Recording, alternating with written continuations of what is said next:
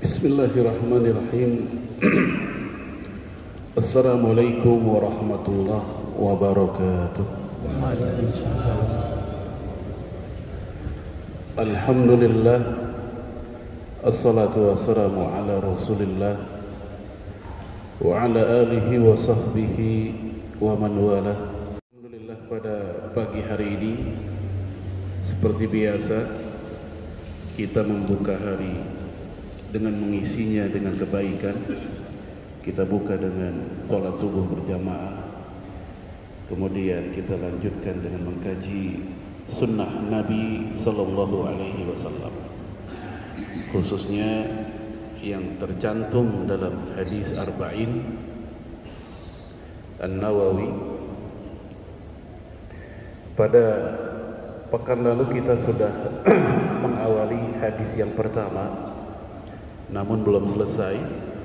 Saat itu kita membahas tentang hadis Arba'in itu sendiri, lalu kemudian profil Imam Nawawinya. Lalu kita masuk hadis yang pertama, sudah membahas tentang profil Umar bin Khattab dan sejarah biografinya sebagian. Lalu kemudian kita membahas innamal a'malu binniyat. Ini pun juga sudah kita bahas waktu pekan lalu tentang apa arti innama, arti an-niyat, kemudian apa pembeda atau peran niat dalam kehidupan seorang muslim, baik sebagai pembeda antara amal ibadah dengan adat, pembeda antara ibadah yang satu dengan ibadah yang lainnya. Lalu kemudian niat pula yang menjadi fokus dinilainya sebuah amal. Al-umuru bimaqasidiha, menilai perbuatan tergantung maksud-maksudnya. Namun demikian, niat yang baik tidak mengubah sesuatu yang haram menjadi halal, atau kaidah yang berbunyi al-ghayatu la tubarirul wasilah illa bid-dalil. Tujuan yang baik, maksud yang baik tetap tidak mengubah sesuatu yang haram lantas menjadi halal illa bid-dalil, kecuali yang ada dalilnya.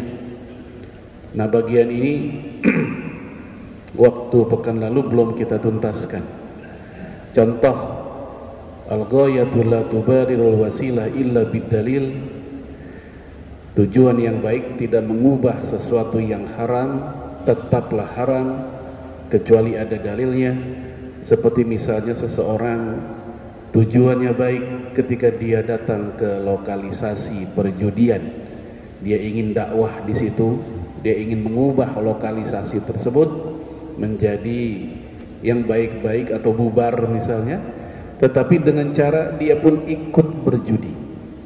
Walaupun tujuannya baik, mulia, dan dia pun punya rencana kalau menang judi misalnya, uangnya akan dipakai untuk kebaikan, nyumbang anak yatim, fakir miskin, masjid, umroh, haji, dan seterusnya.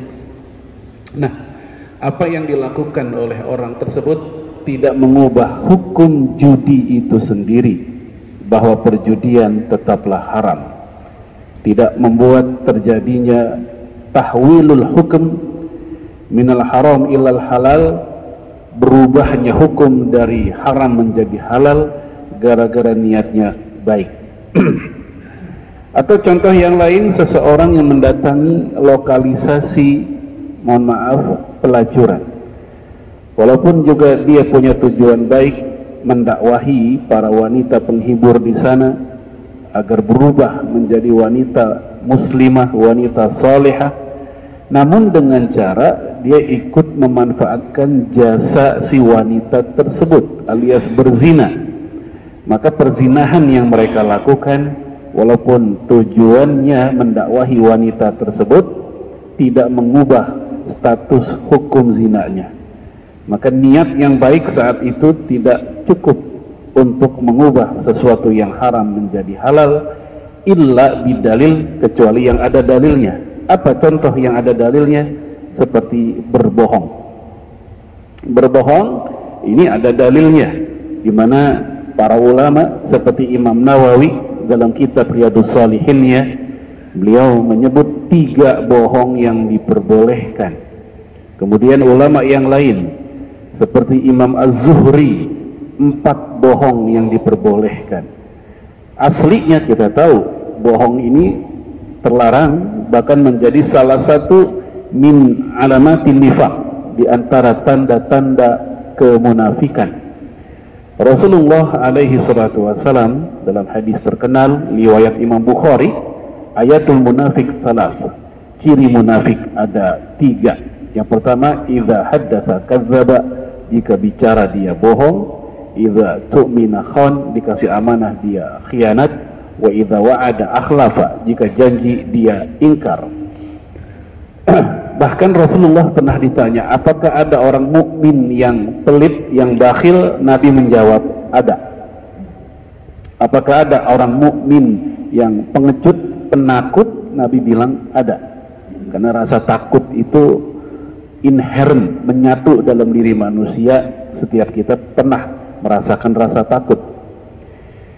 Lalu ketika Rasul ditanya apakah ada orang beriman yang pembohong, Nabi menjawab tidak, karena bohong merupakan tanda munafik, tanda nifak, bukan tanda iman. Nah, ternyata ada bohong-bohong yang diperbolehkan. Seperti yang pertama, ketika peperangan. Ini berdasarkan hadis Imam Bukhari, al-harbu khot'ah, perang itu tipu daya. Perang itu tipu daya. Sehingga berperang untuk menang, kita pun menipu musuh dengan cara berpakaian seperti musuh, sehingga musuh menyangka kita kawannya. Jelas itu bohong. Namun saat itu dibenarkan, sebab itu strategi untuk mengalahkan mereka. Atau seseorang menanam ranjau, lalu ranjau itu ditutup dengan semak-semak. Jelas ini bohong. Musuh menyangka itu semak, padahal ranjau. Al-harbu khot'ah. Yang kedua, yaitu berbohong ketika mendamaikan sesama muslim yang bertengkar. Saudara kita, tetangga kita ribut, nggak akur, dan kita pun bisa merasakan keributan mereka melalui hubungan mereka yang tidak hangat ketika ketemu di masjid, ketemu di jalan, ketemu di acara warga misalnya. Nah, begitu kita tahu kita ingin mendamaikan dan ternyata tidak ada cara yang jitu untuk mendamaikan mereka kecuali dengan ngebohongin mereka. Rasul mengatakan laisal kadzdzab, bukan kategori berbohong, yaitu alladzina yuslihun, orang-orang yang sedang mendamaikan, memperbaiki bainal muslimain, di antara dua muslim, wa yanmi bihi khaira, yang dengan itu dia berniat kebaikan. Ini hadis sahih Muslim. Jadi Rasul sendiri menyebutnya bukan kategori berbohong, walaupun faktanya memang dia berbohong untuk mendamaikan saudaranya yang sedang bertengkar. Yang ketiga, yaitu berbohongnya suami ke istri atau kebalikannya ketika untuk menghargai pemberian, menghargai pelayanan masing-masing. Seorang suami dimasakin oleh istrinya, namun mungkin istrinya sedang tidak konsen, itu masakan rasanya rada-rada. Akhirnya suaminya pun untuk menghargai apa yang telah dibuat oleh istrinya, dia pun berbohong bahwa ini sayur enak banget, sejak dia bujangan dia belum pernah kena sayur kayak begini misalnya. Nah, saat itu kebohongan si suami tak dikatakan sedang berbohong, tapi dia dimaafkan karena untuk menjaga perasaan istrinya. Atau kebalikannya, istrinya sendiri yang berbohong kepada suaminya. Dikala suaminya beli pakaian, beli sepatu atau apa untuk istrinya, tapi apa yang dia beli modelnya sebenarnya nggak disukai oleh istrinya, atau warnanya nggak disukai oleh istrinya. Ini sepatu buat kamu, buat pakai, buat pengajian, buat apa. Dalam hati istrinya ini sepatu jelek banget sebenarnya, nggak cocok buat dia. Udah gitu warnanya juga nggak pas kayak ABG, sementara mereka udah nggak lagi ABG.